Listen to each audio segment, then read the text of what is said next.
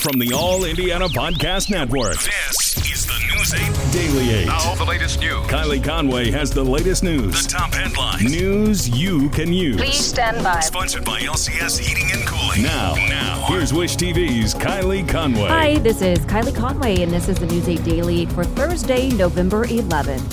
First, want to say Happy Veterans Day to all service members who have served and protect our freedom. A big thank you, and we salute you on this November 11th.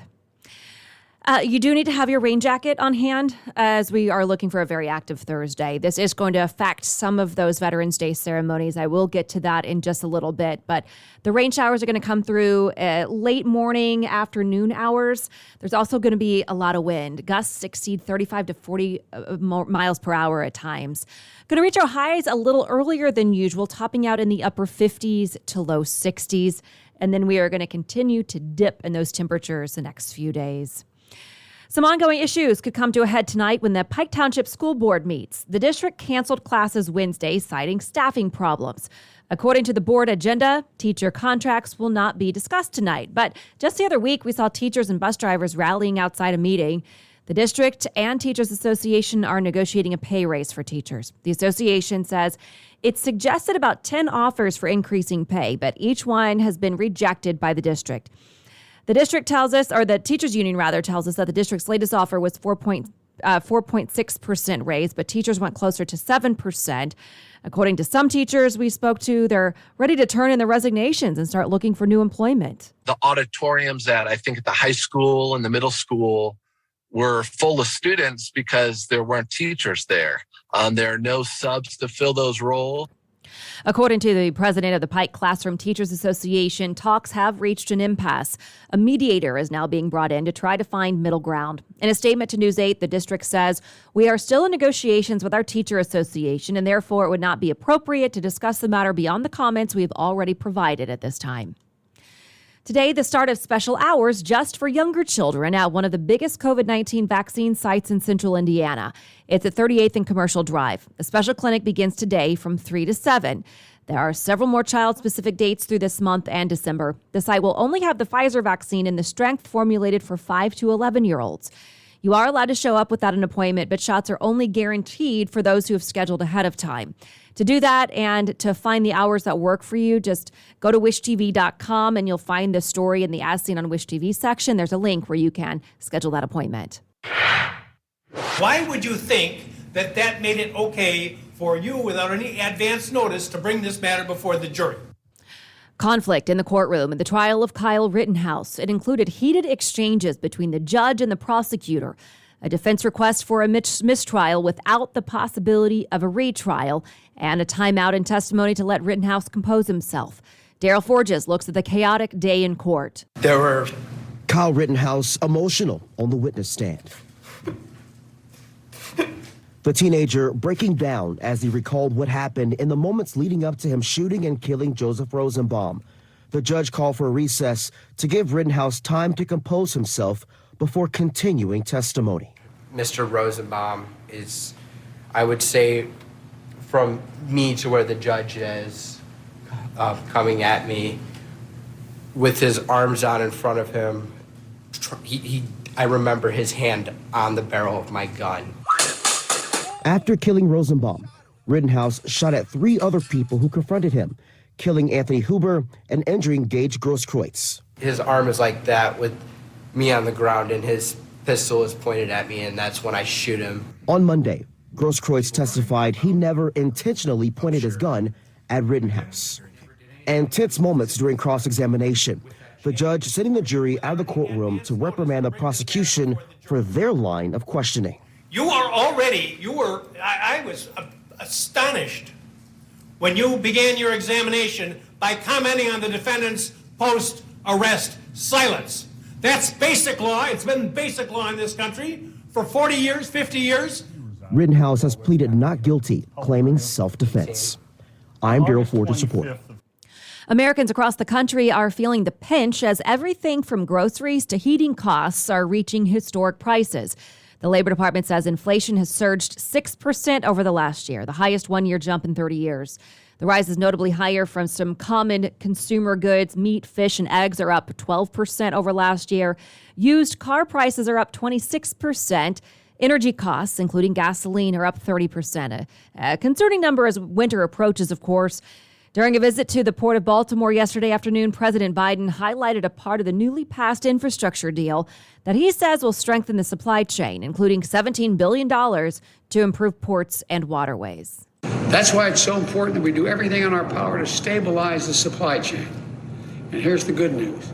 Yesterday, I spoke with the CEOs, personally spoke with the CEOs of the major retailers, Walmart, Target, and the leading freight movers, FedEx and UPS. They assured me that the shelves will be stocked in stores this holiday. Biden plans to sign the deal into law on Monday.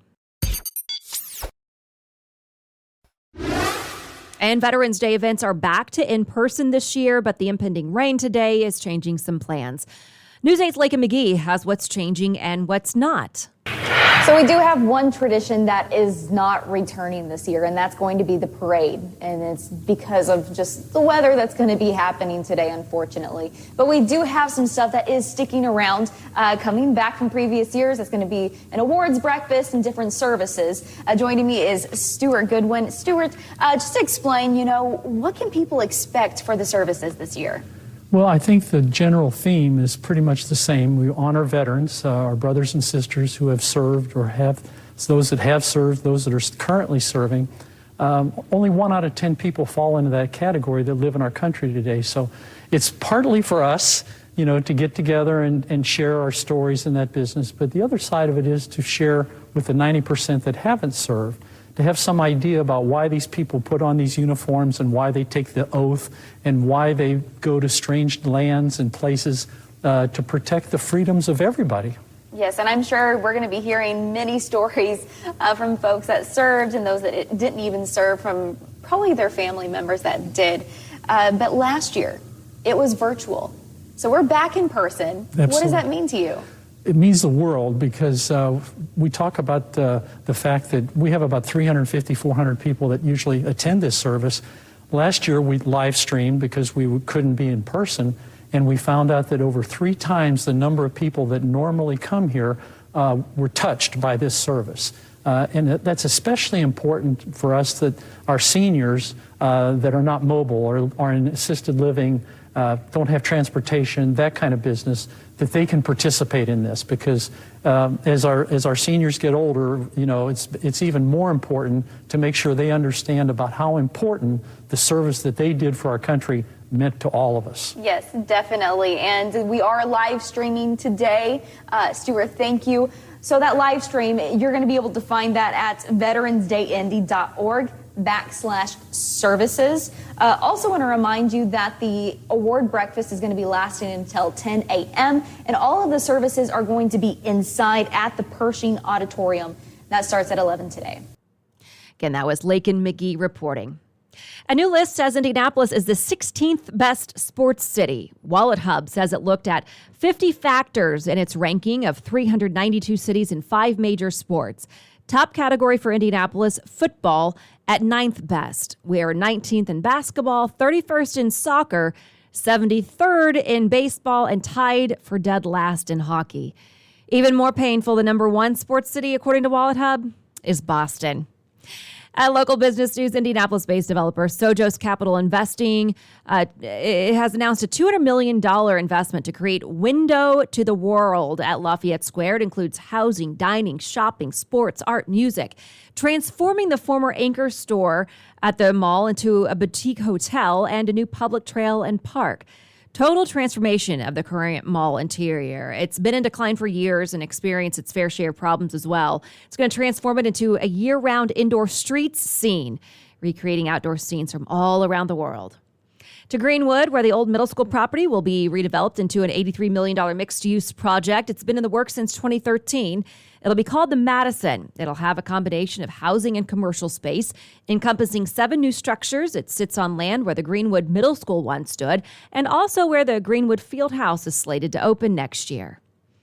And today, several Indiana schools take a shot at a national title at Lucas Oil Stadium. The Bands of America Grand National Championships features high school bands from all across the country. Indiana's contenders today are Columbus North, Homestead, Monrovia, Castle, Center Grove, Lawrence Township, Avon, Carmel, and Fishers.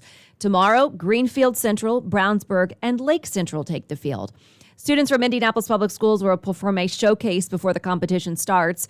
IPS Superintendent Dr. Alicia Johnson posted pictures from the rehearsal with the message, "So proud of them and our teachers who've worked so hard." Tickets for today and tomorrow are $29, and we did check online not too long ago. It's about 9 o'clock on Thursday morning right now, so it depends on what time you're listening to this podcast, but as of right now, there are tickets available. This has been your News 8 Daily 8 for Wish TV. I'm Kylie Conway. Online at wishtv.com and follow us on Facebook when you search Wish TV. The News 8 Daily 8 is sponsored by LCS Heating and Cooling. Be sure to like and subscribe to this podcast on News 8 Daily 8 with Kylie Conway. And be sure to discover even more great podcasts now at allindianapodcastnetwork.com.